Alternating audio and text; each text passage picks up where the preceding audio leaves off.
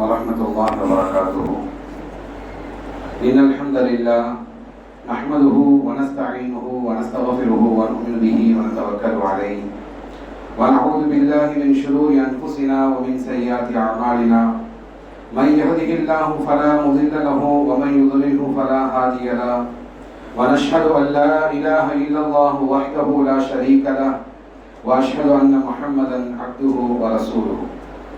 قال الله تعالى في القرآن المجيد: يا أيها الذين آمنوا اتقوا الله حق تقاته ولا تموتن إلا وأنتم مسلمون.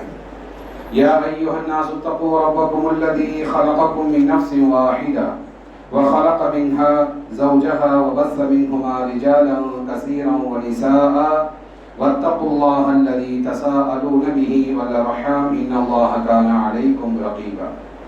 يا أيها الذين آمنوا اتقوا الله وقولوا قولا سديدا يصلح لكم أعمالكم ويغفر لكم ذنوبكم ومن يطع الله ورسوله فقد فاز فوزا عظيما. قال رسول الله صلى الله عليه وسلم: إن أصدق الحديث كتاب الله وأحسن الهدي هدي محمد صلى الله عليه وسلم وشر الأمور محدثاتها وكل محدثة بدعة وكل بدعة ضلالة وكل ضلالة في النار أو كما قال. أما بعد، أوصيكم نفسي أولا بتقوى الله. قال الله تعالى في القرآن المجيد: يا بني آدم خذوا زينتكم عند كل مسجد وكلوا واشربوا ولا تسرفوا إن الله لا يحب المسرفين. صدق الله العلي العظيم. எல்லா புகழும் புகழ்ச்சியும் இந்த உலகத்தை படைத்து பரிபாலித்து ரட்சித்து நேர்வழி காட்டிய அல்லாஹ் ஒருவனுக்கு உரித்தாகட்டும்.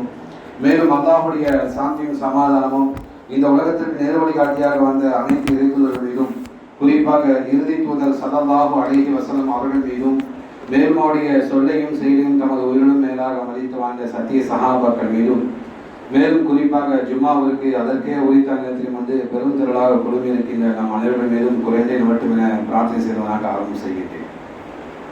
அன்பிற்கினிய இஸ்லாமிய சகோதரர்களுடைய பெரியவர்களே, புனிதமிகு ரமலான் மாதத்துடைய முதல் ஜும்மாவிலே நாம் இருந்து கொண்டிருக்கின்றோம். இதே போன்று தொடர்ந்து எல்லா ஜும்மாக்களையும் அடையக்கூடிய நல்லதொரு பாக்கியத்தை அல்லாஹ் தஆலா நம் அனைவருக்கும் தந்தருள்வானாக.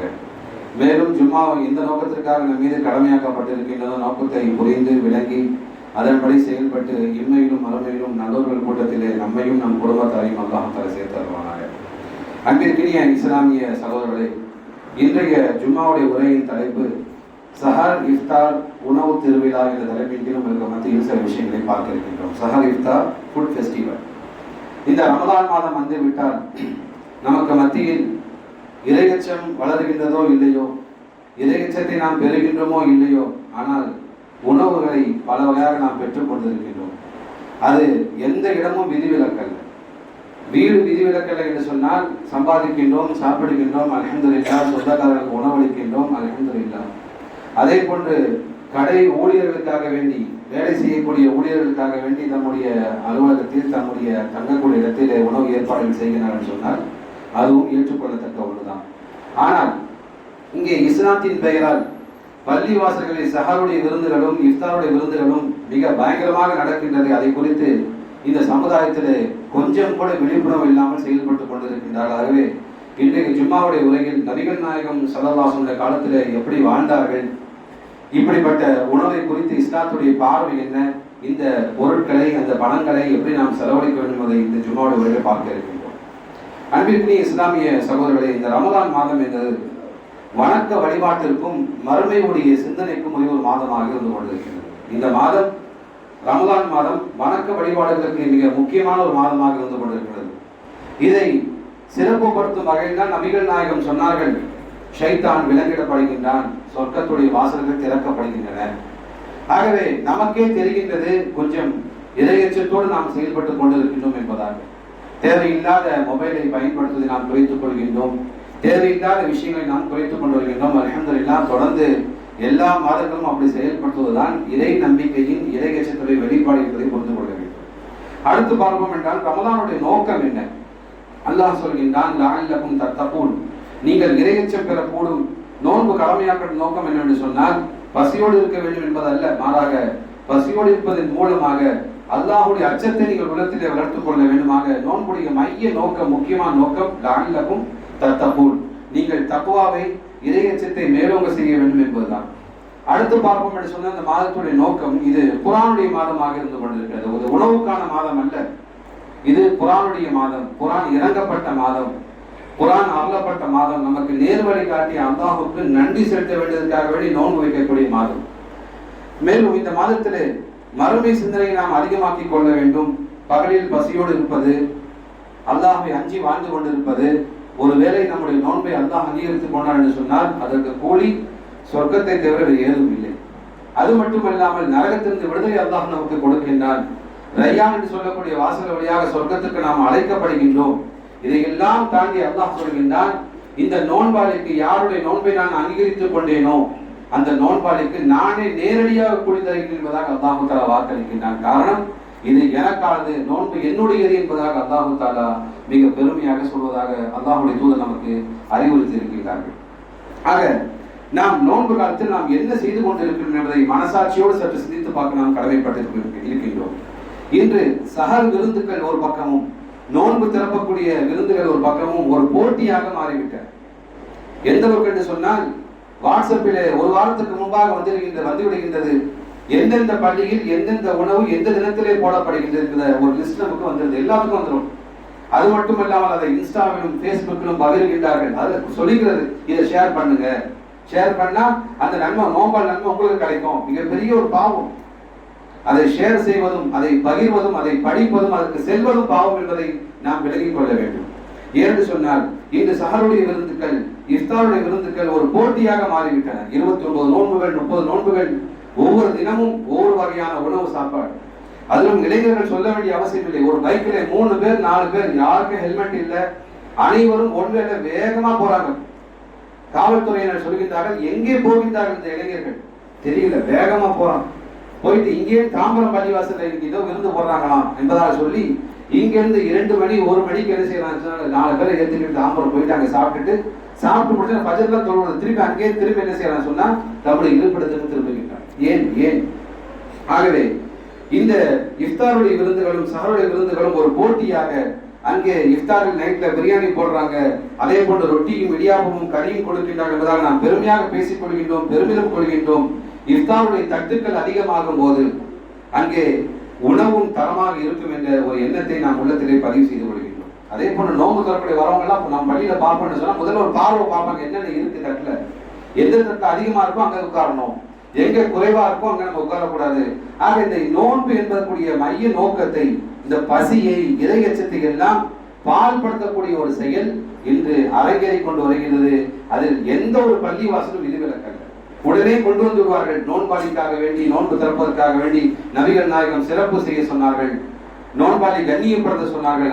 உண்மைதான், நோன்பாளி குடிப்பதற்காக வேண்டி அடிப்படையாக தண்ணீர் இருக்கின்றது, பேரிச்சம்பழம் இருக்கின்றது, கொஞ்சம் கூடுதலாக கஞ்சி ஏற்பாடு செய்யப்படுகின்றது. அது இல்ல போதும். போட்டி கொண்டு ரோஸ் மில் நேற்றெல்லாம் பார்ப்போம்னு சொன்னா ஒரு 2-3 பேர் ஒரே நேரத்துல கொண்டு வராங்க, எந்த விதமான முன்னறிவிப்பு இல்லாமல். ஆக இதையெல்லாம் நாம் தவிர்த்து கொள்ள வேண்டும். இஃப்தார் என்பது, நோன்பு என்பது உணவு திருவிழா அல்ல, இது இறையச்சத்துடைய விழா, இது குர்ஆனுடைய விழா. குர்ஆனை கொண்டும் இறையச்சத்தை கொண்டு நம்மை நாமே அதிகப்படுத்திக் கொள்ளும் தரிய உணவுகளை அதிகப்படுத்திக் கொண்டு வயிற்றை வளர்ப்பதற்குண்டான மாதம் அல்ல, இறையச்சத்தை வளர்ப்பதற்குண்டான மாதம் என்பதை இளைஞர்களும் பெரியவர்களும் உள்ளத்திலே ஆழமாக பதிவு செய்து கொள்ள வேண்டும். ரமலான் நமக்கு ஒழுக்கத்தையும் எளிமையையும் சுய கட்டுப்பாட்டையும் கற்றுத் தருகின்றது. நபிகள் நாயகம் ஸல்லல்லாஹு அலைஹி வஸல்லம் அளவோடு சாப்பிட்டார்கள், அளவோடு சாப்பிடுவதை வலியுறுத்தினார்கள். ரசூலுல்லாஹி ஸல்லல்லாஹு அலைஹி வஸல்லம் சாப்பாட்டுடைய ஹதீஸ்களை எல்லாம் நீங்கள் புரட்டி பாருங்கள், படித்து பாருங்கள். அவருடைய வீட்டிலே பல நாட்கள் பூனை உறங்கிக் கொண்டிருக்கும். அடுப்புல பூனை உறங்கிட்டு சொன்னா அடுப்பு அவர்கள் எரிய வைக்கவே மாட்டார்கள். பல நாட்கள், பல மாதங்கள் அப்படி பசியோடு வாழ்ந்திருக்கின்றார்கள். ஆக இந்த ஹதீஸ் மிக முக்கியமான ஹதீஸ். நபிகள் நாயகம் சொன்னார்கள், ஆதமுடைய மகன் நிரப்பும் பாத்திரங்களில் அவன் வயிற்றை விட மோசமான பாத்திரம் ஏதும் இல்லை. அவருடைய முதுகு நேராக இருப்பதற்காக வேண்டி, ஆதமுடைய மகனுடைய முதுகு நேராக இருப்பதற்காக வேண்டி சில கவல உணவுகள் போதுமானவை. அவசியமானால் 1/3 பங்கு உணவிற்கும், 1 பங்கு தண்ணீர் குடிப்பதற்கும், 1 பங்கு அவருடைய சுவாசத்துக்கும் பயன்படுத்திக் கொள்ளும் என்பதாக நபிகள் நாயகம் சொன்ன ஹதீஸ் திருமதியில் 2380 ஹதீஸாக பதிவு செய்யப்பட்டிருக்கிறது. ஆக நோன்பை பொறுத்தவரை நாம் இறையச்சத்திற்காக நோன்பு வைக்கின்றோம். அல்ஹம்துலில்லாஹ், அனைவரும் இறையச்சத்தை எதிர்பார்த்து தான் நோன்பு வைக்கின்றோம். அந்த இறைச்சத்தை நாம் பெற்றுக் கொள்கின்றோமா என்று சொன்னால் அதுதான் சந்தேகம். ஆக இறைச்சத்திற்காக நோன்பு வைக்கவில்லை, சந்தேகம் இல்லை. ஆனால் சஹரிலும் இஃப்தாரிலும் கழுத்து வரை சாப்பிடுவதுதான் நாம் தவறு என்பதாக நான் சொல்கிறேன். எந்த அளவுக்கு சுபூல் எல்லாம் நிற்க முடியல, சீக்கிரம் சின்ன சூறா ஓதுங்க, சின்ன சூறா ஓதுங்க.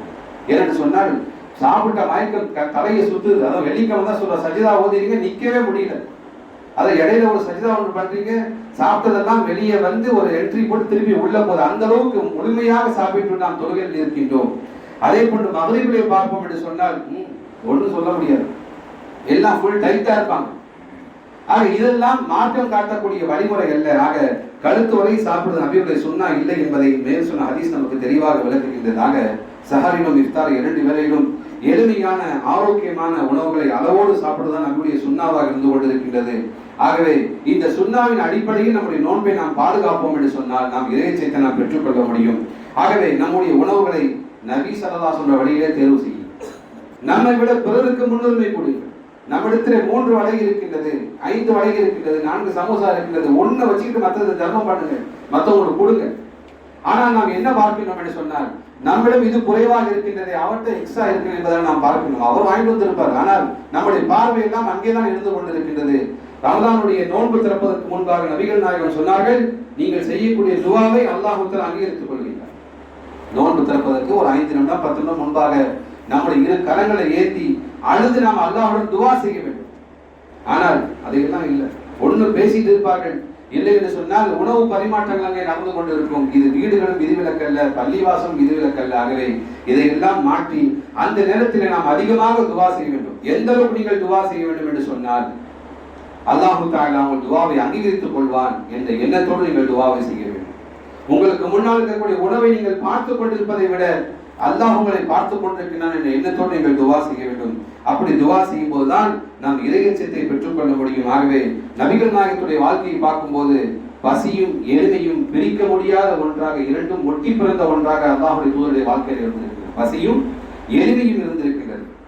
அந்த போர் ஷவ்வால் மாதம், ரமலான் முடிந்த அடுத்த மாதம் ஹிஜ்ரி 5ஆம் ஆண்டு அந்த போர் நடக்கின்றது.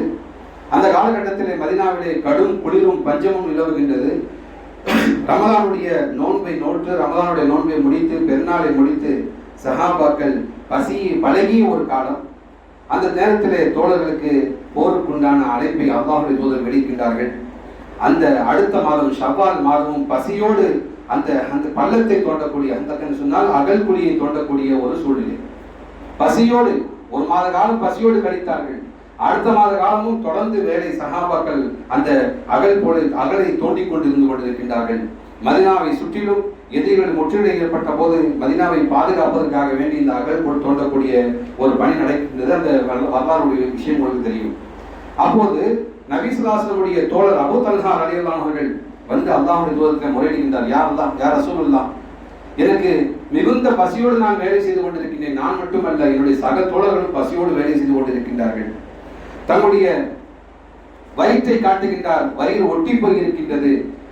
ஆகவே வயிறு நிமிர்ந்து நிற்பதற்காக வேண்டி, முதுகு நிமிர்ந்து நிற்பதற்காக வேண்டி நாங்கள் வயிற்றிலே ஒரு கல்லை கட்டியிருக்கின்றோம் யா ரசூலுல்லாஹ் என்று சொல்லி தம்முடைய ஆடையை தூக்கி ஒட்டிய வயிறில் ஒட்டிய அந்த செங்கலோடு அல்லாஹ்வுடைய தூதருக்கு முன்னால் காட்சி அளிக்கின்றார். யார்? அபூ தல்ஹா ரலியல்லாஹு அன்ஹு. அல்லாஹ்வுடைய தூதரே, நான் மட்டும் அப்படி இல்லை, பல தோழர்கள் இப்படித்தான் நாங்கள் செங்கலை கட்டிக்கொண்டு வேலை செய்து கொண்டிருக்கின்றோம். ஆகவே பசியங்களை வாட்டி வளைக்கின்றது என்பதாக அபூ தல்ஹா ரலியல்லாஹு அன்ஹு சொல்லும் போது நபி ஸல்லல்லாஹு அலைஹி வஸல்லம் தம்முடைய ஆடை விலக்கி காட்டினார். அங்கே நபிகள் நாயகம் அவர்கள் 2 செங்கலை கட்டியிருந்தார்கள் என்பதாக ஹதீஸிலே பதிவு செய்யப்பட்ட புகாரி 4101 ஹதீஸாக பதிவு செய்யப்படுகிறது. நபிகள் நாயகம் 2 கற்களை கட்டிக்கொண்டு, தோழரே, உங்களை விட நான் பாருங்கள் எக்ஸ்ட்ரா ஒரு கல்லை கட்டிட்டு இருக்கேன் சொன்னால் நான் எந்த அளவுக்கு எளிமையோடு பசியோடு இருக்கிறேன் என்பதை புரிந்து கொள்வதாக நபிகள் நாயகம் காட்டினார்கள் என்ற ஹதீஸ் நாம் எல்லாம் படித்திருக்கின்றோம், புரிந்திருக்கின்றோம். ஆனால் இன்று நம்முடைய உடல் எப்படி இருக்கின்றது, நாம் எப்படி சாப்பிடுகின்றோம்? ஆகவே இந்த ஹதீஸை நாம் சற்று ஒப்பிட்டு பார்க்க வேண்டும். நபிகள் நாயகம் எந்த அளவுக்கு எளிமையாக இந்த அகல் தோண்டக்கூடிய வேலையிலே நபிகள் நாயகம் ஈடுபட்டார்கள். தம்முடைய தோழர்கள் ஒரு செங்கலை வயிற்றில் கட்டியிருக்கும் போது தாம் 2 செங்கலை கட்டியிருப்பதை தோழருக்கு காட்டினார்கள் என்று சொன்னால், நானும் உங்களை போன்றுதான் இருந்து கொண்டிருக்கிறேன். நான் ஒன்றும் வசதியாக ஏசியில் உட்கார்ந்து கொண்டு உங்களை வேலை வாங்கி கொண்டிருக்கவில்லை. நானும் உங்களை போன்று அதிகமாக, உங்களை விட அதிகமாக நான் பணி செய்கின்ற இந்த கருத்துப்பட சஹாபாக்களுக்கு புரிய வைத்தார்கள். ஆனால் இந்த சம்பவத்தையும் இன்று சஹரிலே நடக்கக்கூடிய உணவு திருவிழாவை சுற்றி ஒப்பிட்டு பாருங்கள். நபிகள் நாயகம் வயிற்றிலே 2 கற்களை கட்டி கொண்டு உழைத்தார்கள். ஆனால் நாம் ஒரு வேளை சஹருக்காக வேண்டி உணவுகளை தேடி அலைகின்றோம். உங்கள்கிட்ட ஏதாவது லிஸ்ட் இருக்கா? எந்த பள்ளியாசல் என்ன போடுறாங்கன்ட்டு உங்களுக்கு லிஸ்ட் இருக்கா?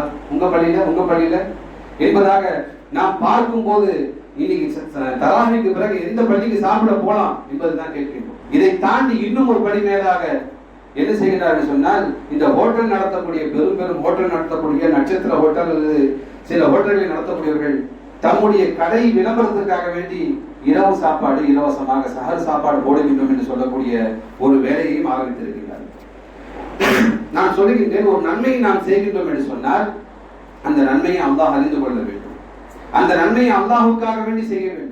ஆக இப்படி நாம் விளம்பரப்படுத்துகின்றோம் என்று சொன்னால் மறைமுகமாக அவர்கள் தம்முடைய ஹோட்டலை விளம்பரப்படுத்துகின்றார்கள், தம்முடைய உணவுகளை விளம்பரப்படுத்துகின்றார்கள். ஆகவே நாம் இந்த தக்குவாவை உணர வேண்டிய, தக்குவாவுக்கு புரிந்து கொள்ளக்கூடிய இந்த மாதத்திலே நாம் உணவுக்கும் ருசிக்கும் நாம் அடிமையாக நாம் இருந்து கொண்டிருக்கிறோம்.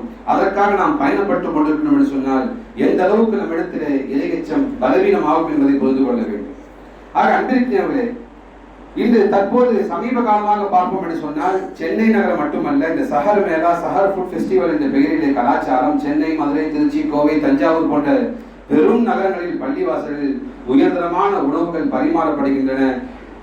அதை உண்ணக்கூடிய மக்கள் ஒவ்வொரு நாளைக்கு ஒவ்வொரு ருசியை பார்த்து ஒவ்வொரு பள்ளிவாசல் மாறி மாறி செல்லக்கூடிய ஒரு பரவான காட்சியை நாம் பார்த்துக் கொண்டிருக்கின்றோம். இதெல்லாம் ஒரு பக்கம் இருக்க, யூடியூபர்கள் இதில் குறைகள். எல்லா யூடியூபர்கள், முஸ்லீம் யூடியூபர்கள், முஸ்லீம் அல்லாத யூடியூபர்கள் இறக்கிடுவது, மண்ணெட்டில் ஒருத்தாப்புல இறக்கிறது. அவர்கள் என்ன செய்வார்கள் சொன்னால், லொஹர்ல ஆரம்பிச்சுவாங்க, மைக்கை பிடிச்சி இந்த கடையில் வாங்க சமோசா வாங்க சொன்னா, மாசி சமோசாங்க நீங்க வாழ்க்கையில சாப்பிட்டே இருக்க மாட்டீங்க. இந்த சமோசா கஞ்சியில முக்கி சாப்பிட்டு வச்சுங்க, அப்படியே சொர்க்கத்துக்கு போயிடுங்க. இப்படிப்பட்ட ஹைப் செய்யக்கூடிய விஷயங்கள் எல்லாம் யூடியூபர் ஆரம்பிச்சு விடுவார். அவன் நோம்பாளியா இருக்க மாட்டான், அவன் முஸ்லீமா இருக்க மாட்டான், நோம்பு வச்சிருக்க மாட்டான். அவன் சொல்லுகிறார்கள், ஆண்களும் பெண்களும் முஸ்லீம்களும் முஸ்லீம் அல்லாத மக்களும் விதிவிலக்கன். அதுல முஸ்லீம் யூடியூபர்கள் இந்த ஹோட்டல்ல பாருங்க, சஹர் சாப்பாடு போறாரு, அல்ஹம்துலில்லாஹ் இவர் பல வருஷமா போடுறாரு, இவர் மாதிரி யாரும் செய்ய முடியாது, நீங்க என்ன செய்யுங்க கண்டிப்பா சாப்பிட வந்திருப்பதாக யூடியூபர்கள் தன்னுடைய பிரச்சாரம் செய்யக்கூடிய காட்சியை பார்க்கின்றோம். இதெல்லாம் பெரும் பாவத்திற்கு துணை போகின்றன என்பதை யூடியூபர்கள் ஒருபோதும் மறந்துவிடக் கூடாது. ஏன்னு சொன்னால் இறையச்சத்தை பற்றி, குர்ஆனை பற்றி, ஈமானை பற்றி, தொழுகையுடைய முறைகளை பற்றி பேசுகின்றீர்களா? ஒரு ஒரு ஒரு ஒரு சொல்லுங்க, ஒரு வீடியோ காட்டுங்க. நான் தக்குவா பத்தி பேசியிருக்கேன், என்னோட யூடியூப்ல நான் தக்குவா பத்தி மக்கள்கிட்ட பேசியிருக்கேன். நான் இறையச்சத்தை வலியுறுத்தி, குர்ஆனை வலியுறுத்தி, குர்ஆனை ஓதுங்கள் என்பதை வலியுறுத்தி பேசியிருக்கின்றேன். இல்லை, மாறாக இப்படிப்பட்ட உணவு திருவிழா நீங்கள் துணை போவது இது பாவத்துக்கு துணை போவது சமம் என்பதை நீங்கள் விளங்கிக் கொள்ள வேண்டும். இதெல்லாம் சொல்லும் போது உங்கள் உள்ளத்தில் வரக்கூடிய கேள்வி என்னன்னு சொன்னால், சஹர் உணவு தருவது, நோன்பாளிக்கு உணவு தருவது தவறா? இதெல்லாம் ஒரு பாவமா? புதுசா பேசுறீங்களே தவறு என்பதாக நீங்கள் விளங்கிக் கொள்ளலாம். நீங்கள் புரிந்து கொள்ள வேண்டும். இதில் முதலாவது நேர வீண்வரையில் ஏற்படுகிறது, டைம் வேஸ்ட். ஏன்னு சொன்னால், நம்முடைய வீட்டிலே நாம் சாப்பிடுவோம் என்று சொன்னால் அல்ஹம்துலில்லாஹ் 5:16க்கு சஹர் முடியுதுன்னு சொன்னா நம்ம ஒரு 4 மணிக்கு இருந்து 2 ரக்காத்தோ 4 ரக்காத்தோ தஹஜ்ஜத் தொழுது விட்டு சில துஆக்களை செய்து விட்டு வீட்டிலே மனைவி மக்களோடு குழந்தைகளோடு அமர்ந்து கொண்டு சாப்பிடுவது எப்படி இருக்கின்றது? அது வெறும் பருப்பு சாதமாக, ரசமாக, எதுவாக இருந்தாலும் சரி, மனைவி மக்களோடு அந்த சாப்பிட்டு விட்டு வீட்டிலே நாம் சஹரை முடித்து விட்டு பள்ளிக்கு நாம் தொழுக வருகிறோம் என்று சொன்னால் மனைவி மக்கள் சந்தோஷப்படுவார்கள். ஆனால் இன்று இளம் பிள்ளைகளை பெற்ற பெற்றோர்கள் வயிற்றிலே கல்லை கட்டி கொண்டு இருக்கின்றார்கள். இன்னைக்கு எந்த பள்ளிக்கு போறான்னு தெரியல, காலை திரும்பி ஒழுங்கா வருவானா, பைக்ல வருவானா, இல்ல 101ல 103ல வருவானான்னு தெரியல. ஏன்னு சொன்னால் இப்படி போயிட்டு இருக்கானே என்ற ஒரு அச்சம் பல பெற்றோர்கள் இருந்து கொண்டிருக்கிறது. இதில் பெரியவர்களும் விதிவிலக்கல். அவர்கள் உணவு ருசி பார்ப்பதற்காக என்ன செய்றாங்க, வீட்டில் என்ன செய்றாங்க, சாப்பாடு இருந்தாலும் அதை ஸ்கிப் பண்ணிட்டு வேற பள்ளிக்கு செல்லக்கூடிய காட்சியை பார்க்கின்றோம். ஆக இரவு நேரங்களில் நாம் இறை எச்சத்திற்காக வேண்டி அல்லாஹ்விடம் பிரார்த்தனை செய்ய வேண்டுமே தவிர உணவை தேடி அலைவதிலும், பெரிய பணக்காரனா இருப்பான், அவன் பிலால் ஹோட்டல் வாசல்ல நின்று இருப்பான், கொடுங்க சாப்பாடு தாங்க என்பதாக. இந்த அளவுக்கு ஒரு கேவலமான நிலைப்பாடு. பெரும் ஹோட்டல் வாசல்ல கார் ஓட்டி இறங்கி நிற்பான், என்ன கேட்டா டேஸ்டா இருக்கும் சொன்னாங்க, அலைங்க சாப்பிட்டு பார்க்கலாம். எந்த அளவுக்கு ஒரு கேவலமான ஒரு சூழ்நிலை. வீட்டிலே உங்களுக்காக உங்கள் பெற்றோரும் உங்கள் மனைவி மக்களும் உணவு சமைத்து விட்டு என்னுடைய பிள்ளையும் கணவனும் சாப்பிட மாட்டார்கள் என்பதை ஏற்கும் போது நீங்கள் மவுண்டோட வாசலில் நின்று கொண்டிருக்கிறீர்கள். கரெக்டா நீங்க போகும்போது டோக்கன் ஃபினிஷ் முடிஞ்சு உடனே அவன் என்ன செய்வான், வீட்டுக்கு ஃபோன் பண்ணுவான், நான் வீட்டுக்கு சாப்பிட வரான், வாங்க வர, அங்க சாப்பாடு முடிஞ்சு போச்சு. எந்த அளவுக்கு ஒரு கேவலமான சூழ்நிலைக்கு நாம் தள்ளப்பட்டு இருக்கின்றோம். அன்பிற்குரியவர்களே, அந்த அளவுக்கு நீங்கள் வறுமையில் இருக்கிறீர்களா? உங்கள் சாப்பிட வசதி இல்லையா, உங்கள் உணவு தயார் செய்யக்கூடிய வசதி இல்லை என்று சொன்னால் நீங்கள் அருகதை பெற்றவர்கள். எனக்கு உணவுக்கான ஏற்பாடு இல்லை என்று சொன்னால் நீங்கள் அருகதை பெற்றவர்கள். ஆனால் வீட்டிலே உணவு இருந்தும் அதை நீங்கள் வீண் விரயம் செய்கின்றீர்களாக. முதலாவது நேர வீண் விரயம். இரண்டாவது பார்ப்போம் என்று சொன்னால் தஹஜ்ஜுடைய தொழுகைகள், திக்ருகள் செய்யக்கூடிய ஒரு புனிதமான ஒரு நேரம். அல்லாஹ் தஆலா மூன்றாம் வானத்தில் இறங்கி வந்து எங்களிடத்தில் பாவ மன்னிப்பு கேட்கக்கூடிய மக்கள் இருக்கின்றார்களா, தௌபா செய்யக்கூடிய மக்கள் இருக்கின்றார்களா, தேவைகளை கேட்கக்கூடிய மக்கள் இருக்கின்றார்களா என்பதாக இரண்டு கரங்களை விரித்து வைத்து அல்லாஹ் உங்களுடைய பாவ மன்னிப்பை எதிர்பார்த்துக் கொண்டிருக்கின்றான். நீங்கள் இரண்டு கரங்களை விரித்துக் கொண்டு ஹோட்டல் வாசல்களை பிச்சை எடுத்துக் கொண்டிருக்கிறீர்கள். ஹோட்டல் வாசல் கொண்டு சாப்பாட்டுக்காக ஏங்கிக் கொண்டிருக்கிறீர்கள்.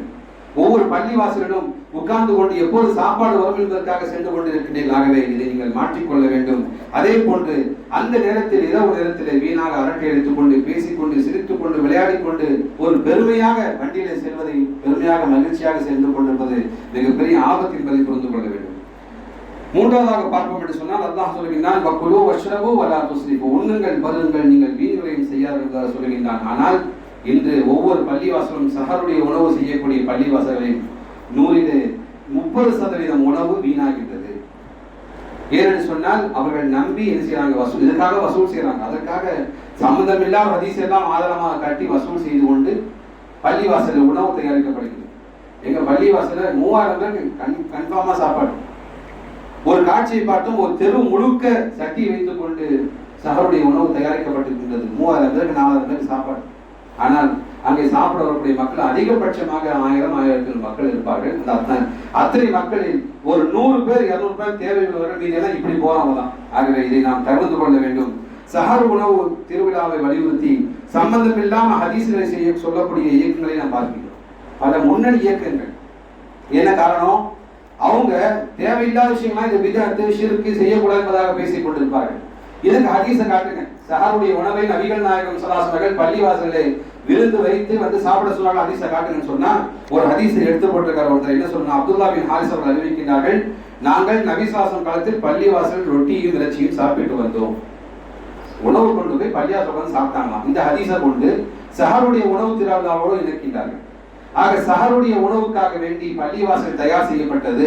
சஹாபாக்கள் குழுமி நாங்கள் பள்ளிவாசல் சாப்பிட்டோம் என்ற ஒரு ஹதீஸ் அவர்கள் காட்ட முடியும். பள்ளிவாசல் சாப்பிடலாம், தப்பு இல்லை. பள்ளிவாசல்ல சாப்பிடலாம், பள்ளிவாசல்ல தண்ணி குடிக்கலாம், பள்ளிவாசல்ல திக்ர் செய்யலாம், பள்ளிவாசல்ல உறங்கலாம், எதுவுமே தவறில்லை. ஆனால் இந்த சஹருடைய ஃபெஸ்டிவலை அல்லாஹ்வுடைய தூதர் நடத்தினதற்காக வேண்டி எந்த ஒரு ஹதீஸும் இல்லை, மார்க்கத்தில் அனுமதியும் இல்லை என்பதை புரிந்து கொள்ள வேண்டும். ஆகவே இந்த பள்ளிவாசல்ல உணவு சாப்பிடுவது பள்ளிவாசல் அனுமதிக்கப்பட்ட ஒன்று என்பதை இந்த ஹதீஸ் நமக்கு சொல்கின்றது ஒழிய இந்த சஹர் ஃபெஸ்டிவலை இந்த ஹதீஸ் நமக்கு வலியுறுத்தவில்லை. ஆக கண்ணியமிக்க சஹருடைய உணவு வழங்கக்கூடிய மஸ்ஜிதுடைய நிர்வாகிகள், எல்லா மஸ்ஜிதுடைய நிர்வாகிகளுக்கும் மேலும் அதனுடைய பொறுப்பாளர்களும் ஒன்றை புரிந்து கொள்ள வேண்டும். நீங்கள் செய்யக்கூடிய பணி மிக உயர்ந்த பணி. உங்களுடைய நோக்கம் நோன்பாடி பசியோடு நோன்பு வைக்கக்கூடாது.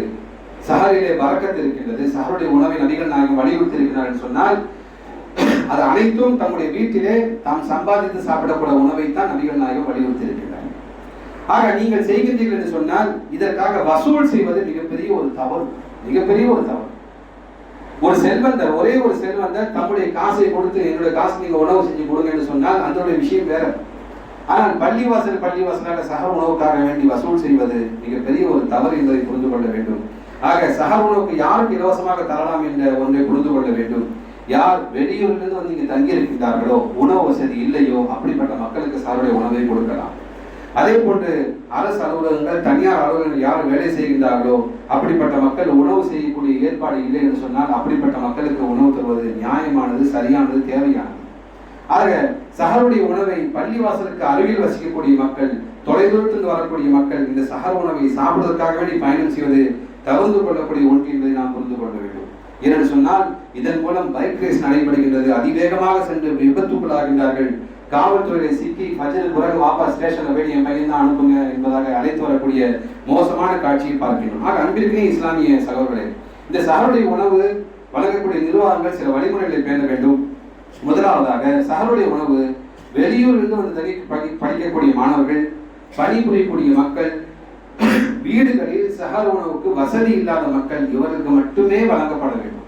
அதை விசாரிக்கப்பட வேண்டும். விசாரித்து அவர்களுக்கு மட்டுமே வழங்கப்பட வேண்டும். இரண்டாவது, இதை சரியான முறையிலே கண்காணித்து டோக்கன் சிஸ்டத்தை பின்பற்றப்பட வேண்டும். அதே போன்று தம்முடைய ஜமாத்தில் யார் வேண்டுமானாலும் இமாமுடைய குடும்பமாக இருந்தாலும் பரவாயில்லை, முஅத்தினுடைய குடும்பமாக இருந்தாலும் பரவாயில்லை, செக்ரட்டரி குடும்பமாக இருந்தாலும் பரவாயில்லை, இமாமுக்கு தெரிஞ்சவர் என்பதாக இருக்கலாம், இவர்களெல்லாம் யாருக்குமே உணவளிக்கக்கூடாது. ஆகவே ஜமாத்தில் யார் வேண்டுமானாலும் உண்ணலாம் என்பதை தடை செய்ய வேண்டும். பொதுவாக இந்த சஹருடைய உணவு மஸ்ஜிதுகள் பொது நிர்வாகங்கள் ஏற்பட காரணம் என்னன்னு சொன்னால் வெளியூர் வாசிகள் பயணிகளுக்காக வேண்டி ஏற்பாடு செய்யப்பட்டது. ஆகவே இந்த உணவு மருத்துவமனையில் இருக்கக்கூடியவர்கள் அவர்களுக்கு உணவு கிடைக்காது. அப்படிப்பட்ட மக்களுக்கு தேடி சென்று உணவு வழங்க வேண்டும். திருச்சி, மதுரை போன்ற நகரங்களில் தொடர்ந்து அறிவிப்பு செய்கின்றார்கள், நாங்கள் பேருந்து நிலையத்தில் இருக்கின்றோம், உங்களுடைய தகவலை சொல்லுங்கள், நாங்கள் பேருந்திலே வந்து உணவை கொடுக்கின்றோம். மருத்துவமனையில் இருக்கின்றீர்களா, நேராக மருத்துவமனைக்கு நாங்கள் உணவு கொடுக்கின்றோம். நீங்கள் வசதி இல்லாமல் இருக்கின்றீர்களா, வழிபோக்கரா, உங்களுக்கு உணவு கொடுக்கணும் என்பதை பார்த்து கொடுக்கின்றார்கள். இது முழுக்க அனுமதிக்கப்பட்ட ஒன்று. ஆனால் இப்படிப்பட்ட உணவு திருவிழாக்கள் ஒருபோதும் அனுமதி இல்லை என்பதை புரிந்து கொள்ள வேண்டும். அதற்கு பதிலாக இந்த பள்ளிவாசல் பணி செய்யக்கூடிய மக்களுக்கு சரியான முறையில் ஊதியத்தை கொடுக்க பள்ளி நிர்வாகம் கொண்டு வர வேண்டும். அதுல போட்ட விட்டுறாங்க. எங்க பள்ளிவாசல ஒரு நாளைக்கு 3000 பேர் சாப்பாடு, உங்க இமாமுக்கு எவ்வளவு சம்பளம், அவருக்கு என்ன ஒரு 10,000 15,000 கொடுப்போம், அவ்வளவுதான். என்ன தேவை இருக்கின்றது. ஆகவே முதலிலே பள்ளியில் பணி செய்யக்கூடிய ஊழியர்களுக்கு சரியான முறையில் ஊதியம் கொடுங்கள். இரண்டாவதாக அந்த பணத்தை நீங்கள் வீண் விரயம் செய்யாமல், நீங்கள் வசூல் செய்த பணத்தை வீண் விரயம் செய்யாமல் கண்டு கொள்ளப்படாத முஸ்லீம் சிறைவாசிகளுக்காக வேண்டி அவருடைய குடும்பங்களுக்காக வேண்டி உதவி செய்யுங்கள். அவருடைய வழக்குகளை நடத்துவதற்காக வேண்டி உங்களுடைய ஜகாத்துகளையும் சதகாக்களையும் கொடுத்து அந்த அப்பாவி மக்களை வெளியே கொண்டுவதற்காக வேண்டி உதவி செய்யுங்கள். அதே போன்று பெரும் பள்ளிவாசல்கள், நம்முடைய அருகாமையில் இருக்கக்கூடிய பெரும் பள்ளிவாசல்கள் எல்லாம் லட்சக்கணக்கிலே காசு குமுகின்றது. இந்த காசை வைத்துக் கொண்டு அவர்கள் கல்வி நிலையங்களை கட்டலாம், கல்விகளை புகட்டுங்கள். இன்று நம்முடைய சமுதாய மக்கள் எத்தனையோ முஸ்லீம் இன்ஸ்டிடியூஷன் இருக்கின்றது, கல்வி நிலையங்கள் இருக்கின்றது. ஆனால் ஃபீஸை பார்ப்போம் என்று சொன்னால் அந்த பக்கமே நீங்க போக மாட்டீங்க. முஸ்லீமுடைய பெயரில் நடக்கக்கூடிய ஸ்கூல்ஸ், காலேஜ் எல்லாமே பார்ப்போம் என்று சொன்னால் ஹெவி ஃபீஸை வைத்துக் கொண்டு அவர்களும் பணத்தையே குறிக்கோளாக செயல்பட்டுக் கொண்டிருக்கின்றார்கள். ஆகவே உங்களுடைய பணங்களை வைத்துக் கொண்டு முஸ்லீம் சமுதாய மக்களுக்கு இலவசமாக கல்வி உதவித்தொகைகளை கொடுங்கள், கல்வி நிலையங்களை நீங்கள் உருவாக்குங்கள். அதே போன்று இலவச மருத்துவமனை உருவாக்குங்கள். ஒரு முஸ்லீம் இலவச மருத்துவமனை சொல்லுங்க. ஒரே ஒரு முஸ்லீம் இந்த மருத்துவமனை முற்றிலுமாக இலவசமானது என்பதாக சொல்லக்கூடிய மருத்துவமனைகள் இல்லை. ஆனால் கிறிஸ்துவ மிஷனரிகள் இந்த பணியை செய்கின்றார்கள். வெறும் 5 ரூபாய் 10 ரூபாய் பெற்றுக்கொண்டு உயர்ந்த ஒரு சிகிச்சைகளை கொடுக்கின்றார்கள். ஆகவே இந்த பணத்தை வைத்துக் கொண்டு மருத்துவமனைகள் கட்டுங்கள், மருத்துவ உதவிகள் செய்யுங்கள். அதே போன்று கடனிலே பாதிக்கப்பட்டிருக்கின்ற முஸ்லிம் சமுதாயத்தை வட்டியிலிருந்து மீட்டு கொண்டு வாருங்கள், கடன் உதவிகளை வழங்குங்கள். வட்டியில் சிக்கி தவிர்க்கக்கூடிய தற்கொலைக்கு செல்லக்கூடிய குடும்பங்களை காசு கொடுத்து காப்பாற்றுங்க. இதெல்லாம் பெரும் சதக்கம். நீங்க சஹர்ல உணவை போடுவதை விட இப்படிப்பட்ட பணிகளை செய்யுங்கள். இப்படிப்பட்ட விஷயத்தை யூடியூபர் பேசுங்களேன், ஏன் பேச மாட்டீங்க? இதெல்லாம் பேசினா நமக்கு லைக்ஸ் கிடைக்காது. ஆகவே இதை பேசுங்கள். உங்களுடைய பணத்தை வைத்துக் கொண்டு கடனாளிகளுக்கு கொடுங்கள், கடன் உதவி செய்யுங்கள், கல்வி நிலையங்களை உண்டாக்குங்கள். அதே போன்று மருத்துவ உதவிகளை செய்யுங்கள். அதே போன்று வட்டியில் சிக்கிய குடும்பத்தை மீட்டெடுத்து நேர்வழி காட்டுங்கள். அதே போன்று வேலை வாய்ப்பு இல்லாத இளைஞர்களுக்கு வேலை வாய்ப்பை உருவாக்கி கொடுங்கள். அதே போன்று மருத்துவமனையில் இருக்கக்கூடிய மக்களுக்கு உதவிகளை செய்யுங்கள். இப்படிப்பட்ட பணிகளுக்காக வேண்டி இந்த பணத்தை செலவழிக்க வேண்டும். இதன் மூலம் நம்முடைய சமுதாயம் ஒரு சிறந்த சமுதாயமாக வழிகாட்டியாக அமையும். இளைஞர்களை நல்வழிப்படுத்துங்கள்.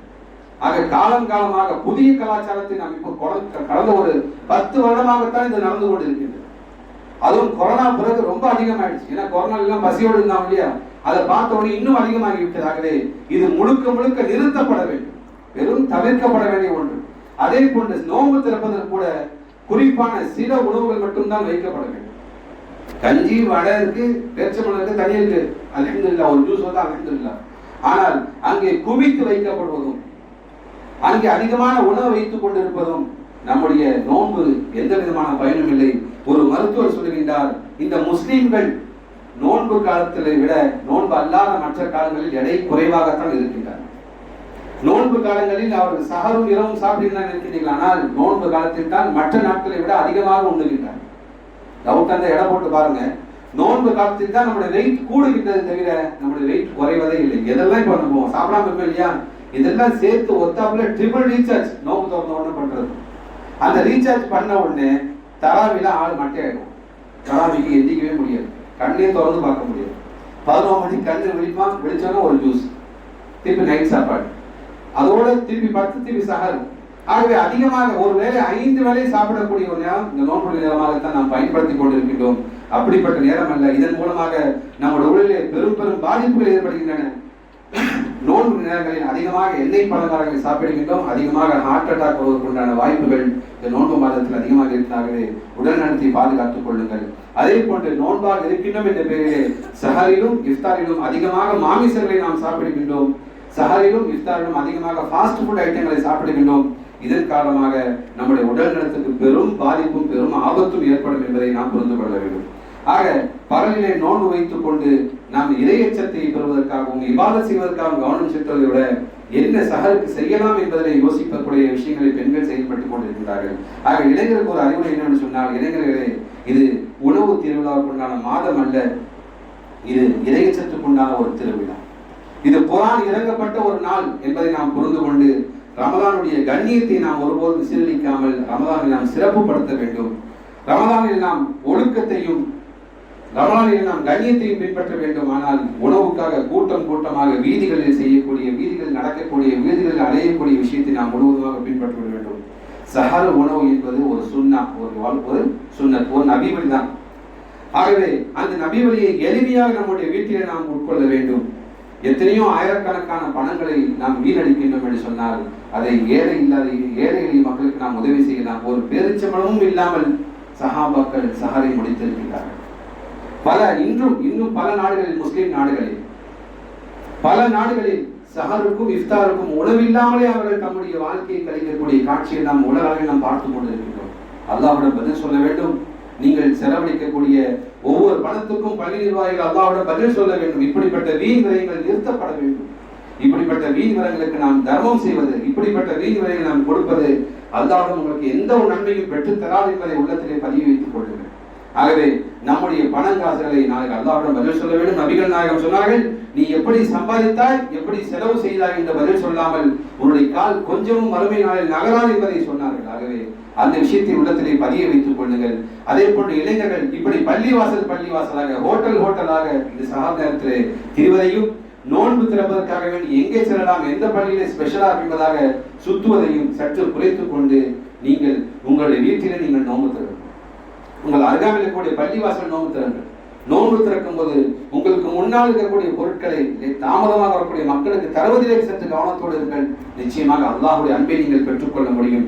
அதே போன்று தயவு செய்து ஜமாத்தோடு தொழுக பழகிக் கொள்ளுங்கள். மகரிப்புல வரக்கூடிய கூட்டம் மற்ற நாட்கள் எங்கே செல்கின்றது தெரியவில்லை.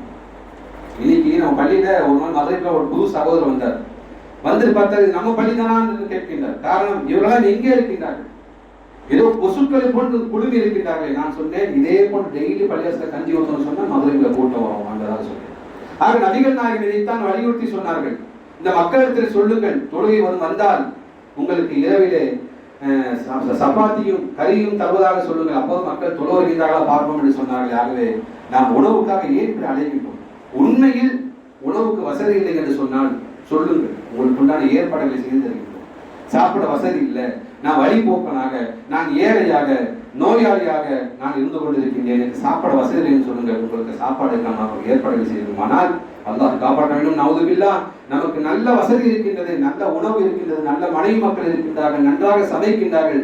நம்மோட உணவை வீணடித்து விட்டு நாம் சொல்கின்றோம் என்று சொன்னால் அல்லாஹ் சொல்கின்றான், இப்படி வீணடிக்கக்கூடியவர்கள் இஹ்வானு ஷயாத்தீன், இன்னல் முபதிரீன கானூ இஹ்வானு ஷயாத்தீன், வீண் விரயம் செய்யக்கூடியவர்கள் ஷைத்தானுடைய சகோதரர் என்பதாக அல்லாஹ் எச்சரிக்கின்றான். ஆகவே ரமலானுடைய மாதம் உணவுடைய மாதம் அல்ல, வணக்கத்துடைய மாதம் என்பதை உறுதி ஏற்றுக் கொள்ளுங்கள்.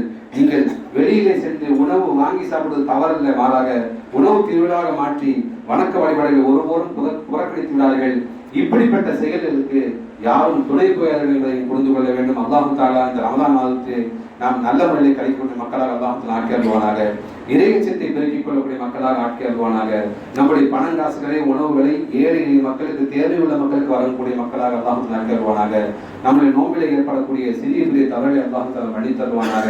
இனி வரக்கூடிய காலங்களில் நம்முடைய வீட்டில் மனைவி மக்களோடு சஹர் செய்யக்கூடிய, நோன்பு திறக்கக்கூடிய நல்லதொரு பழக்கத்தை அல்லாஹ் தந்தருவானாக. பாரக்கல்லாஹு லனா வ லக்கும் ஃபில் ஆயத்தி வல் ஹக்கீம். இன்னஹு தஆலா ஜவாதுன் கரீம் வ ரഊஃபுர் ரஹீம்.